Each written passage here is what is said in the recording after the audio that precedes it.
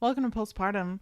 Codee, I wanted to just talk a little bit about some things that came to mind during your episode because you talked mostly about anxiety, and I didn't talk much. We had a lot of guests, good guests on there, so I didn't have much to to bring up at the time, but I thought it was so interesting, a lot of the things that you were mentioning, because I experienced a lot of anxiety as a kid, as a child, teenager. I had a very interesting childhood, I guess you could say. In a nutshell, my mom struggled with addiction. I was raised by my grandparents, but she was kind of in and out of my life for a bit. And so I had a lot of experiences that were just, I think, kind of frightening as a child. I didn't quite know how to process it. And so I processed it a bit through anxiety. And specifically the things you were saying were your thing with darkness. I had the exact same thing. I had to have the lights on. I had to have the TV on at all times. What? That is so surprising. I really have never met another person who's experienced where their anxiety has manifested like that. That's so surprising. And it took me many years into my adulthood to be okay with silence. And like, I remember, and it was the very specific kind of reasons that you were talking about too, about having the TV on. It was like when I was alone, I had to have that. It was like a person, like having a person there almost. Yeah, like protection. Yeah. And I don't know why, like, if a burglar was going to break in, they're going to break in whether the TV's on or off, right? But it's like the outlet thing. Like, it's not going to change anything but your peace of mind. Yeah. And I think for me, it was protection from my thoughts. Like, if there was other noises, I didn't have to focus so much on what was going on in my head. Like, you're running from yourself, protecting from yourself. Yeah. It's just so interesting how trauma and things like that can kind of manifest in the things that we use like as comfort.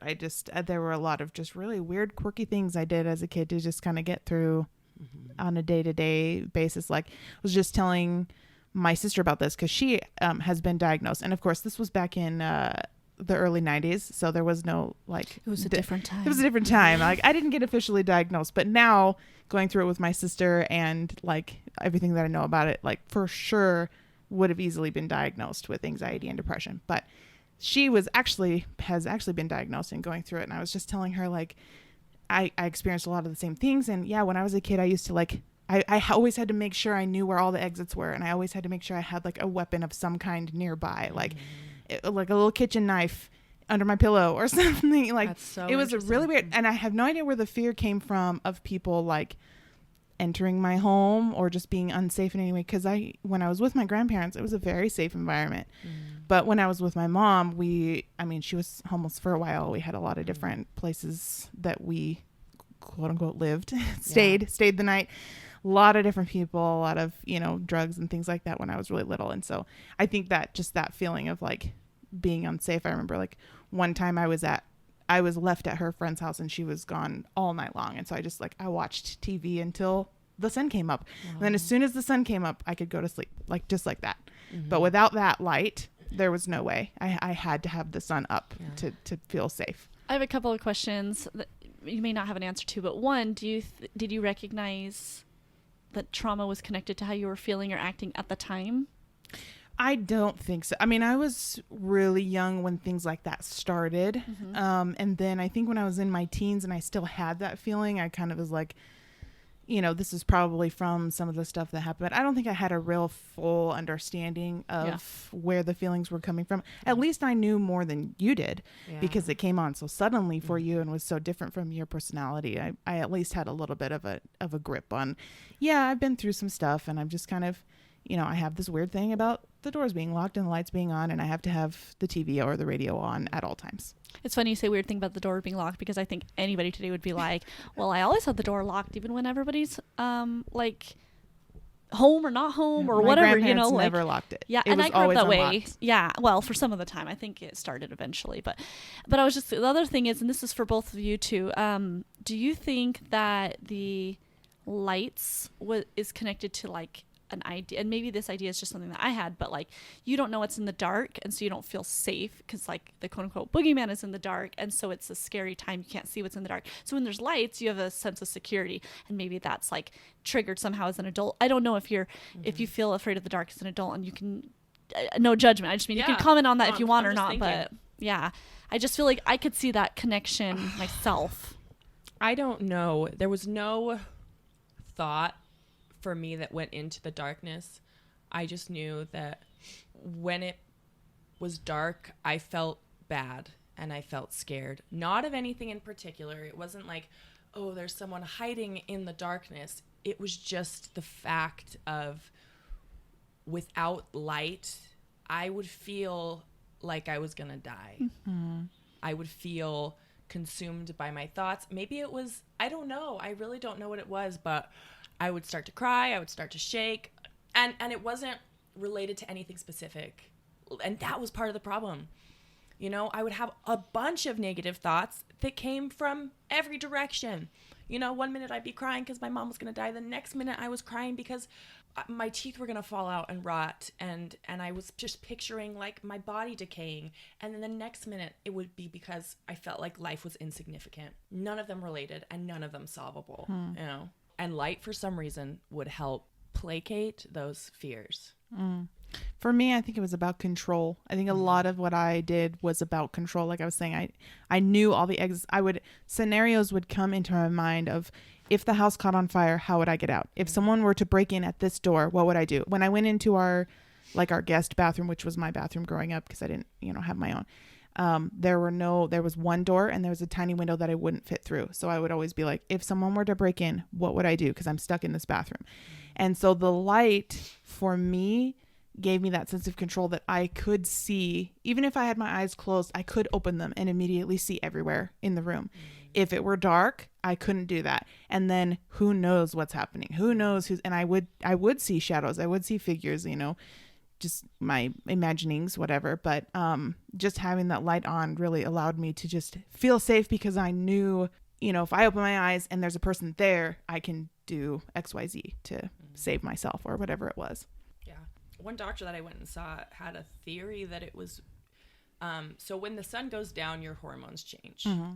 And so he thought maybe that because I associate the sun going or darkness with those hormone changes. So my anxiety for a good amount of the time that I was pregnant would follow a pretty consistent pattern of during the day I felt okay, manageable most of the time.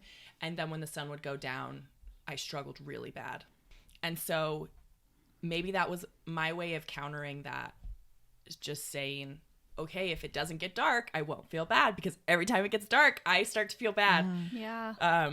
And so I associated that with feeling bad. I don't know. That's so interesting. It reminds me of have you heard of sundowners syndrome? Mm-mm. It's as far as I understand, commonly in elderly where their lucidness changes when it becomes like the sun goes down. Yeah. And I don't want to say that it's connected to their hormones because it's sort of connected to dementia and things like that. And I don't know that dementia is connected to your hormones, but I just mean it's all seeming kind of connected, like a biological effect that's connected to changing of the light. It's interesting to me that he says that because I'm wondering, is it when the sun goes down or is it the time of day because your body's that? You know what I'm saying? You've been awake for this many hours? Exactly. Because what about in places where the sun isn't up as long? Is it earlier? Does it change? Or what I'm saying? People in Alaska suffer from depression more than... That'd be an interesting study. Yeah. Or Google that. In the summer compared to the winter or something like that. And I already know, I'm not talking about sad. I'm talking about, just this, what he's specifically saying that. And is that true? Do you know for everybody? Your hormones change for everybody? No, it's not true for everyone. But... anxiety there's such a wide, it's so vast and is different basically for every person. They're going to have their own unique symptoms and strategies of what will work. And that was just me, and other people have had it as well, but it's not consistent across the board, I guess is what I'm trying to say. So I don't know. I know with seasonal depression, they've contributed that to the lack of light as well. Right. When it gets darker earlier, Which also vitamin D deficiency can contribute to that as well, because I have had my levels tested and I do have a lower level of vitamin D. I've been on vitamin D supplements for a really long time. I had a really high dose at one point. And I know that does contribute to it as well, which we get vitamin D from sunshine, among other places. Oh, yeah. If there was any like remote sign that the sun was going to be out, I would go out, I would wear short sleeves, and I would pull my shirt up so that my giant belly was showing, and I just sit there because it made me feel better. It was a real thing. Okay, so I want to interject because I was going to say this a minute ago and then I waited, but that I was told, but this is sort of backing up what I'm about to say. I was told by the doctor, I mentioned I went to like a hormone, natural, whatever. That doctor's office told me that the best place to absorb vitamin D is through your tummy. So you show your stomach. So you like instinctively are like, I was just thinking, like, how much exposure can I give without this being like obscene? Yeah, I'm not going to wear a bikini at 9 months pregnant in February. You do you. But in February. I'm about to pull my shirt up, and I don't care if all my neighbors are looking at me. It's going to happen because I need to feel better. Just get one of those like clear plastic jackets or jumpsuits like they used to have in the 90s. Like, keep yourself warm, but also sunshine. Yeah. You had heard that too at the stomach? Yes. Oh, okay. Oh, I didn't know that, so I was just intuitively. Yes. And I'm curious, Codee, because you mentioned that you took like 27 different pills or whatever. Was a vitamin D, like a high dose vitamin D, I was part taking of that? A vitamin D supplement. Yeah. Do you remember how much it was, like units wise? No. It was so hard to keep track of all the. I just knew how many pills. So I was taking, I think, 2 pills of vitamin D twice a day. And I don't know what they're normally like 1,000 or 5,000 units unless you get like a prescription dose. Yeah, so, that's probably what I was taking then. I was gonna say, or they'll just tell you to take multiple, because I think that was what they were like, just take. I had to have a prescription. Oh really? Dose. They don't just tell you to take this, but 40 times a day. Yeah, just kidding. You could, I guess, or you could just down the whole bottle every day. One bottle a day. Self management. No, yeah, I was doing, I think 20,000 units a day or something like that. So is it like a condition, like it's a deficiency, and that you'll have your whole life?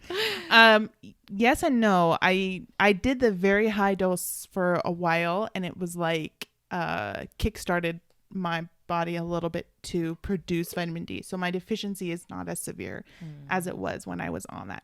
So now I just take an over-the-counter dose of it. Yeah.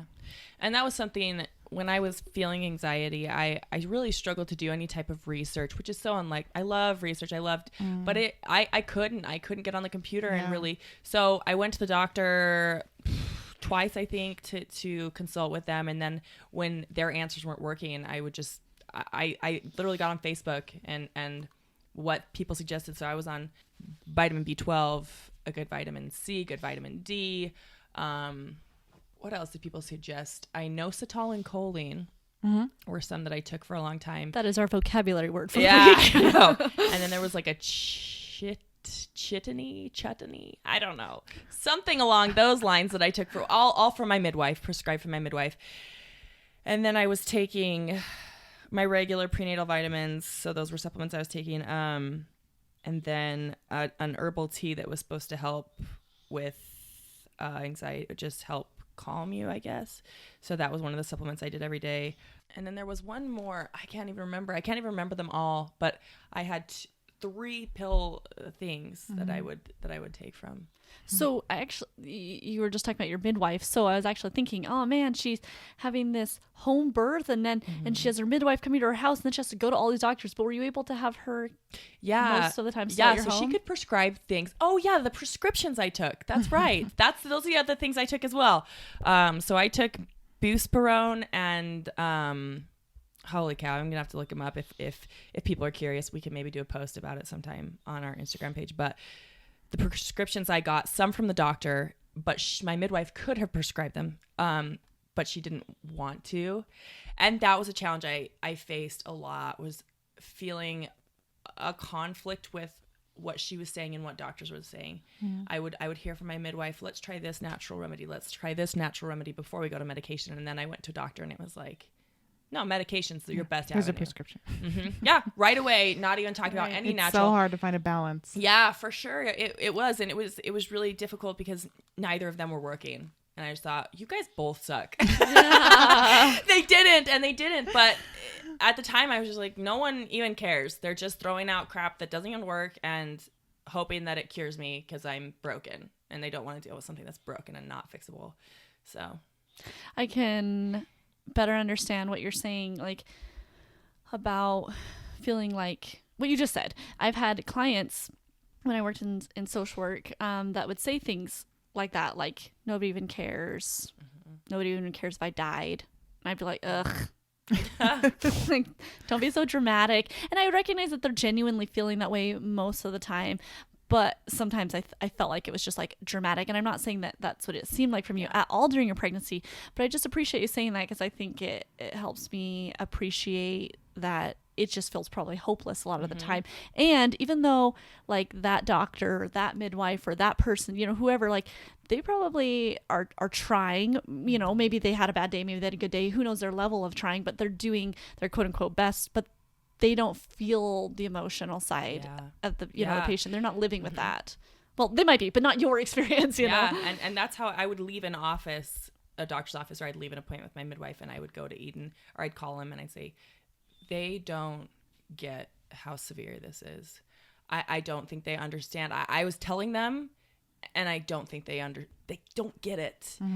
They don't get how close I am to not being alive anymore. Yeah. And I wonder if that's a lot of people. They just don't feel, they can't portray exactly what they're going through. And if they try, then they're dramatic. And if they don't try, then they don't even get it. You know, you go in and you think, okay, I'm going to be really level-headed and I'll get good results because they'll know that I'm rational and they'll know that I'm a good person. And then you go in and then you leave feeling like, okay, I didn't do a good job of really letting them know how severe this is. I was just reading something about a girl who struggles with anorexia, and she would see multiple doctors, and because she was a healthy BMI, healthy weight, they would kind of dismiss her issues and be like, well, you're not really anorexic because you're not starving.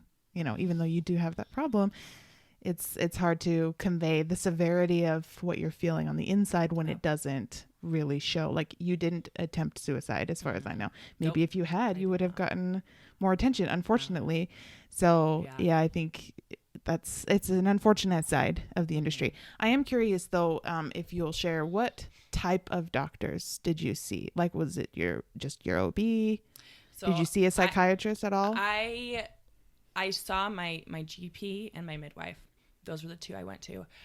I was calling every psychiatrist I could think of, and all of them said, okay, we can get you in 3 to 6 weeks. Yeah. And I would be begging and bawling on the phone saying, I don't think you understand. I don't have 3 to 6 weeks. I'm not going to make it that long. They say, I don't know what to tell you. We're booked out. I'm so sorry. I'll send you to this place and maybe they can help. And it would be so hopeless after calling 10 clinics and bawling to them and pouring my heart out, and all of them just saying, sorry, you know, hopefully you get better. Peace out. I'm going to go get dinner. And I'm like, okay, I'll just try to stay alive while you go enjoy your life. And I know it's not their fault, and I know they were doing their job. But while I was in that space, I just wanted someone to care more than booking. Yeah. Which, how sad, I mean, from their perspective, how sad is it that they don't have any open spot, that there are so many people out there? Because we do know I don't know, what is Janie? Is she a therapist? I think she's a therapist. It's just that's her title. There's so many different ones. But she was talking to me about that, how like people call her and they're like, I need to see you right now. I'm going to die. And she's like, okay, well, who's actually going to die? You or the 3 people that I have to see today who also say that they are going to die, you know? And it's like, that's so true and so and are you sad. Being, like, rhetorical? And we just and like we just need more. We need more professionals. You know, like there's enough of a need that we need more people to go into that field, because they are definitely being overbooked. I just want to say that if you at least live in Utah, the Medicaid thing, like income guideline, was raised, and so if you feel that you could benefit from some mental health assistance, to apply, and you can apply with the Department of Workforce Services, which the name doesn't seem to match up with Medicaid, but that's who does it. It's jobs.utah.gov.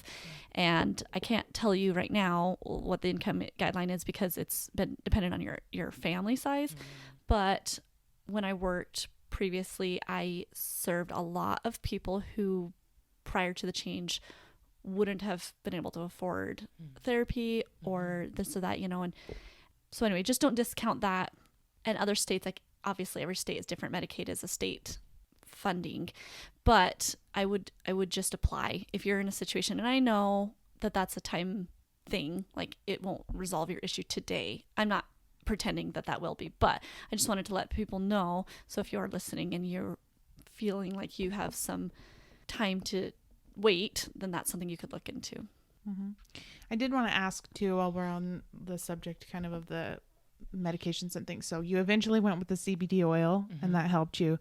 How was that experience? Because you talked a little bit about starting it and using it and how helpful it was for you and how you like totally recommend it now. But obviously we live in Utah and there's a lot of stigma with it, and Eden kind of interjected to explain a little bit about it. But did you experience resistance from anyone in your circle when you were kind of talking about doing it, and how did you handle that? Yeah. Everyone who had not seen me at my worst was resistant. I say everyone. I would clarify, mostly, no, a lot of people, mostly family and strangers. Most of my close friends that I confided in were pretty supportive, at least to my face. I don't know if they felt differently behind my back, but they were fine. And once I explained to my family, they were more understanding, but I got a lot of, is that going to hurt the baby? And I didn't know. There's not a lot of research, to be honest. So I recommend it for people with the what's the disclaimer that there's not a lot of research. It didn't hurt my baby, but I don't know about every baby out there. I'm not going to say for sure 100% this is the safest thing out there. Yeah. I don't know. And that was kind of scary for people because I was honest. We don't know the effects, but I just figured an alive baby and a live mom were better than a dead baby and a dead mom. Yeah, for sure. Because that will hurt the baby. Suicide will definitely hurt the baby. Yeah. So Exactly. And that's kind of what I said to them. Yeah. I was just very transparent and hey, this isn't marijuana. I'm not doing drugs. This is right. Like Eden, I think it was Eden that interject, like there's no hallucination. they take out the THC. Yeah. And I had to explain that over and over over again, which is fine. I'm fine with educating people, but I'm not saying this because I was like, don't. It's good to ask questions and it's okay to explain things over and over again to people that don't know. But there was that backlash or response. And like it's like what we were talking about previously about like what to say and what not to say, kind of the inflection that people use, like, oh, is that something that's going to hurt the baby, as in it's inquisitive, I would like to know that information. Or is that going to hurt the baby, like maybe you shouldn't do it. I mean, there's exactly there's such a definitive tone and purpose behind asking those types of questions, that whether it makes it okay or not. Or if you had a yikes. Yikes. I know. We need to talk about that. Yeah. So yikes, is that going to hurt the baby? Yeah. I would never do that. I'm like, okay, that's great. Yeah. Well, I hope that you never have to experience the debilitating anxiety that I have either, right? Yeah. Like you would Right. never. Trade Would you these? never? Wanna switch spots? Yeah, exactly. Yeah. I'll Well, take your I'm spot. proud of you for taking that leap and trying it despite people's judgment. That can be really scary for anyone in any type of medication or venture when you're trying to improve yourself. And maybe if I did not have the support system that I did, I wouldn't have. So I like to add that into, I feel for people out there that are struggling with anything that don't have a good support system. That's hard.